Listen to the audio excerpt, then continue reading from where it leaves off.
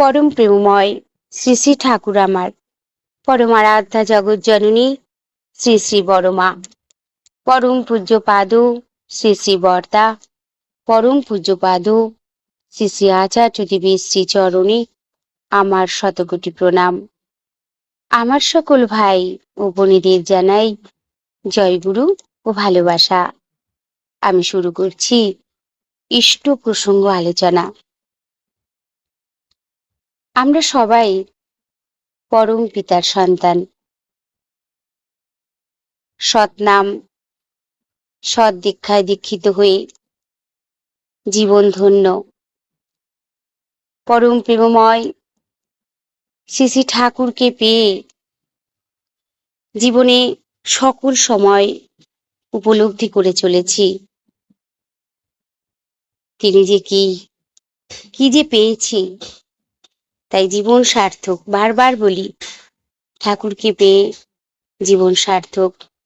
কিছুই করতে পারি না, তার নির্দেশিত পথে তিনি যেভাবে বলেছেন সেভাবে কাটায় কাটায় চলতে পারি না। যতটুকু চলার চেষ্টা করি তাতেই উপলব্ধি করতে পারি তার দয়া সকল সময়। ৩৫ বৎসর হয়ে গেল দীক্ষা নিয়েছি ঠাকুরের। এখন ভাবি আর তো বেশি দিন নেই, আর কদিনই বা বাঁচবো। কিন্তু এখন মনে হয় ভুল করে ফেলেছি, অনেক ভুল করে ফেলেছি। সংসারের নানা রকম কাজে, বাচ্চাদের পড়াশোনা, তাদেরকে বড় করে তোলা, সকল কিছু নিয়ে সময় কেটে গেছে ব্যস্ততার মধ্যে। তারই মধ্যে দিয়ে যেটুকু পেরেছি ঘরে বসে ইষ্ট নাম করেছি, প্রার্থনা করেছি, ঠাকুরের শ্রীহস্ত লিখিত সত্যানুসরণ গ্রন্থ পাঠ করেছি, নারীর নীতি পড়েছি। সবকিছু সামলিয়ে বাচ্চাদের পড়াশোনা থেকে শুরু করে সৎসঙ্গ অধিবেশনে খুব একটা যেতে পারতাম না। এখন ভাবি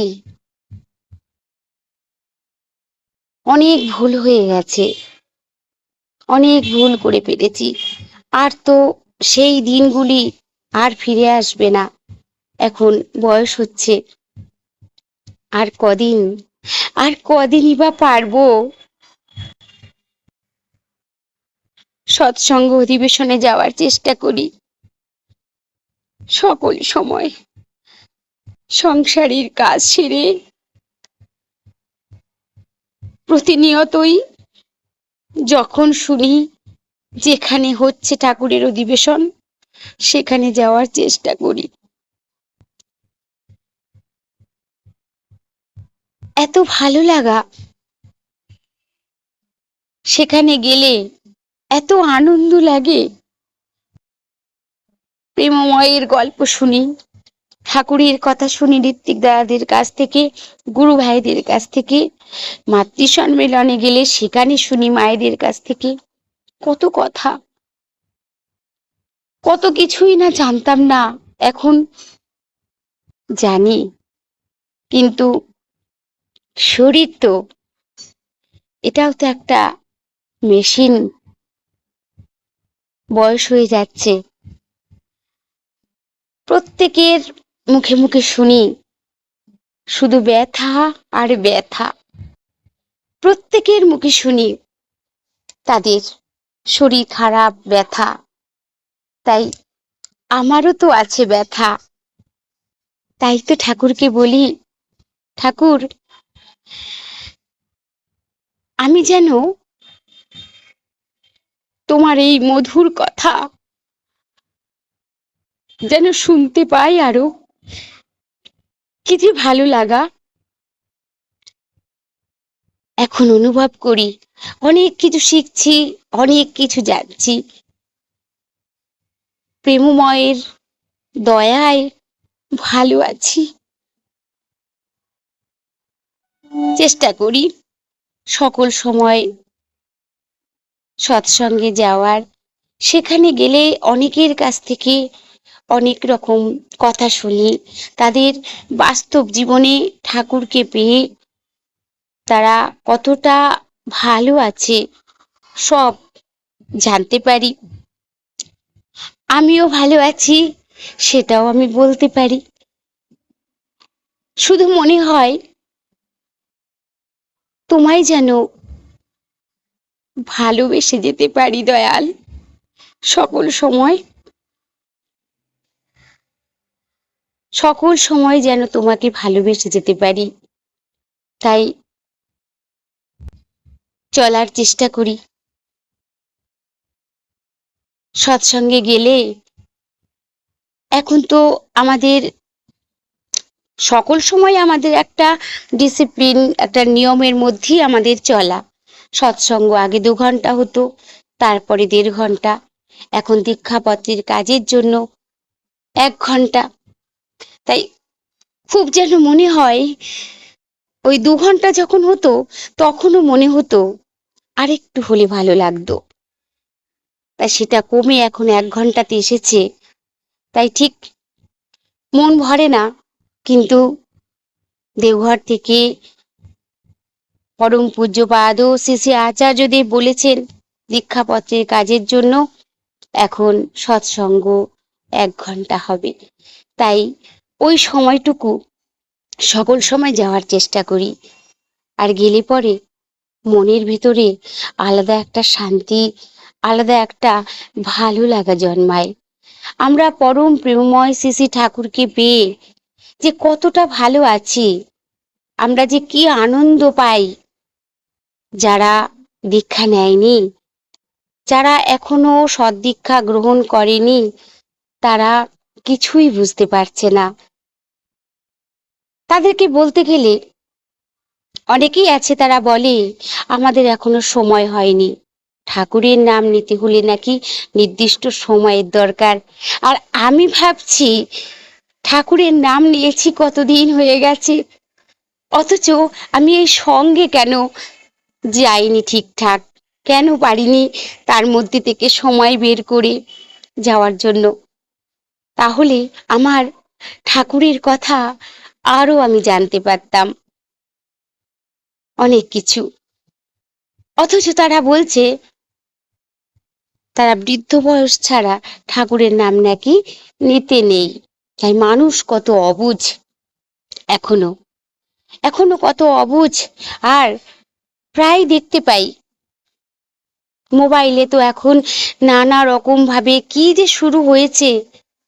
গুরু নিন্দা শুনতে নেই এটা জানি, সকল সময় আমার গুরুর নিন্দা যদি কেউ করে, সে নিন্দা সহ্য করা তো দূর, ও যে কত বড় মহাপাপ।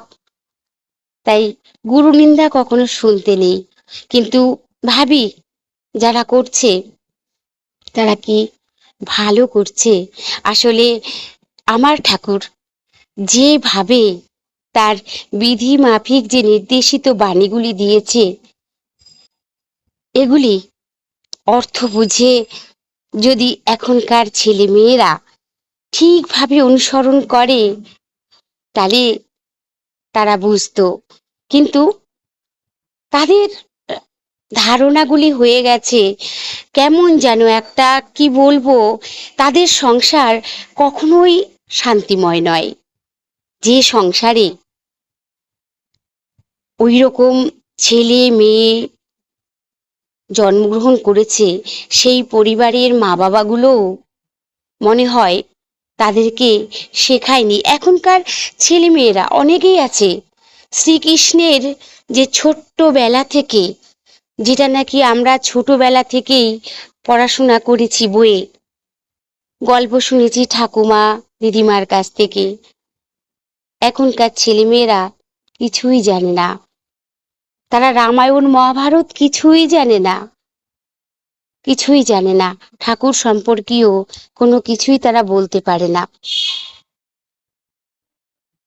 এখনকার ছেলেমেয়েরা এতটাই রুক্ষ, তাদের চলন বলন এতটাই বাজে, সেখানে বড়রা গেলে পরে মানে বড়দেরই চোখ সরিয়ে নিতে হয় সেখান থেকে।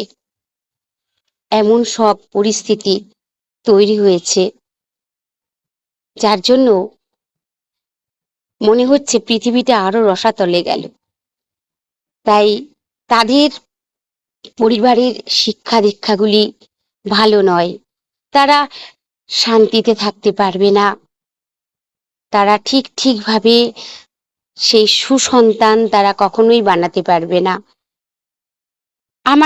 আমরা যারা সৎ দীক্ষায় দীক্ষিত, কই আমাদের ঘরের ছেলে মেয়েরা তো অমন নয়। আমি তো চ্যালেঞ্জ দিয়ে বলতে পারি, আমাদের ঘরের ছেলে মেয়েরা অমন তৈরি হয় না। আমরা সৎ দীক্ষায় দীক্ষিত, সৎ গুরুকে ধরেছি, যেভাবে আমি চলবো আমার সন্তানাদি সেভাবেই চলবে। কখনো তাদের জন্য কথাও শুনতে হয়নি আজ পর্যন্ত। এখনো আমি চ্যালেঞ্জ দিয়ে বলতে পারি এই কথা। আমরা যারা সৎ গুরুকে ধরেছি, আমরা যারা সৎ গুরু ভাই বোন আছি, প্রত্যেকের সন্তানাদি, তারা কখনো তাদের চাল চলন অমন হবে না। একটু একটু আমাদের ঘরের ছেলে মেয়েরা তারা ছোট থেকেই সব শিখে যাচ্ছে, চ্যালেঞ্জ দিয়ে বলি, ছোট থেকে শিখে যাচ্ছে। কিন্তু যারা ওই যে তাদের এখনো সময় হয়নি, তাই তো তারা সংসারে শান্তি পায় না, তাই তো তারা অনেক ঘরে আছে মা বাবা জ্বলনে জ্বলে যাচ্ছে, তৈরি করতে পারেনি। তো সেই সব ঘরে গিয়ে যদি বলা যায় যে সৎ দীক্ষা গ্রহণ করুন, দেখবেন ভালো হবে, তারা বলে এখনো সময় হয়নি। কখন সময় হবে?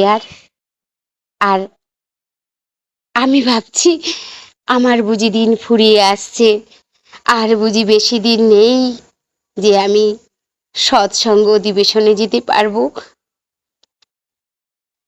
ঠাকুরের কথা শুনতে পারবো, ইষ্ট নাম সকল সময় স্মরণ করে চলি,